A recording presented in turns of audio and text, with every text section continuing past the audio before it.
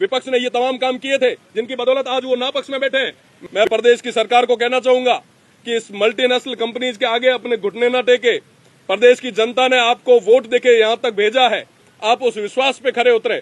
आखिर में 2 साल तो निकल चुके हैं, 3 साल बाद काम ये जनता आनी है। ये मल्टीनेशनल कंपनीज आपको यहाँ नहीं पहुंचाएगी। विपक्ष ने ये तमाम काम किए थे जिनकी बदौलत आज वो नापक्ष में बैठे हैं। मैं सीधा सीधा निवेदन करना चाहूंगा प्रदेश के मुखिया जी को कि वो इस ओर ध्यान दे और मजबूत कदम उठाए। कोई संत कह के गए थे कि जिस धरती पर गाय के पैर रखने की जगह न बचे, उस धरती पर धर्म की दुहाई देना केवल पाखंड है।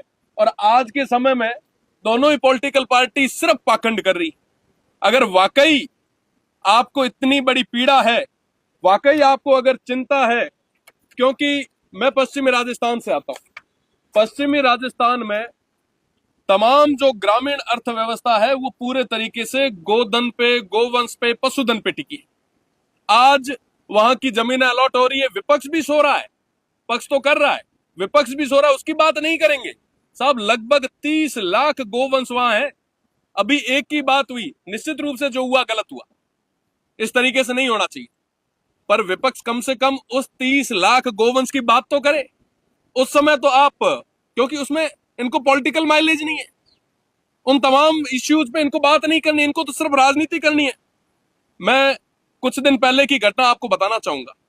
जिस ऋषि और कृषि की बात वर्तमान में सनातन की सरकार कर रही है, इन्हीं के राज में सियाणी गांव के हमारे जो मठाधीश है, जो ग्राम पंचायत दूधाबेरी के राजस्व गांव सोखरू में जहां 14,000 के आसपास गोचर जमीन थी, वहां पे गोचर को बचाने के लिए, क्योंकि वो बिना किसी एनओसी के, आपको पता होगा, जानकारी के लिए बता दूं कि राजस्थान पंचायती राज अधिनियम 1994 के तहत अगर कोई भी पंचायत की जमीन को किसी मल्टीनेशनल कंपनी या गवर्नमेंट कहीं अलॉट करती है तो उसके लिए एनओसी लगती है। कोई एनओसी नहीं ली गई, गोचर को पूरी तरीके से खत्म कर दिया जा रहा था।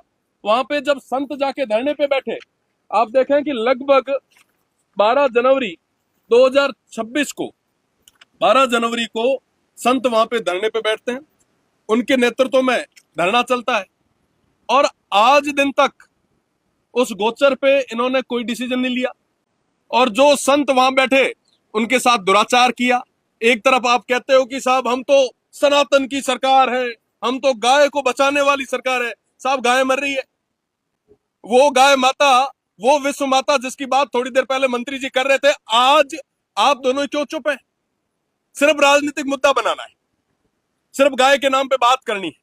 जय श्री राम, जय गौ माता, जय गोपाल। बड़े ही हर्ष का विषय है कि राजस्थान की विधानसभा में हमारे हाथोज धाम वाले महाराज जी बाल मुकुंदाचार्य जी ने मुद्दा उठाया है गौ माता के लिए। राजस्थान में गौ माता को राज्य माता बनाना। मैं पूरे राजस्थान के, पूरे भारत के, पूरी दुनिया के सनातनियों से निवेदन करता हूँ कि उनकी इस आवाज को हम और सुदृढ़ करें, विधानसभा के अंदर आवाज उठाइए। तो मैं महाराज जी को इसके लिए धन्यवाद भी करता हूँ और इस बात के लिए भजनलाल सरकार से निवेदन भी करता हूँ कि गौ माता को राज्य माता बनाने का दर्जा राजस्थान में मिले।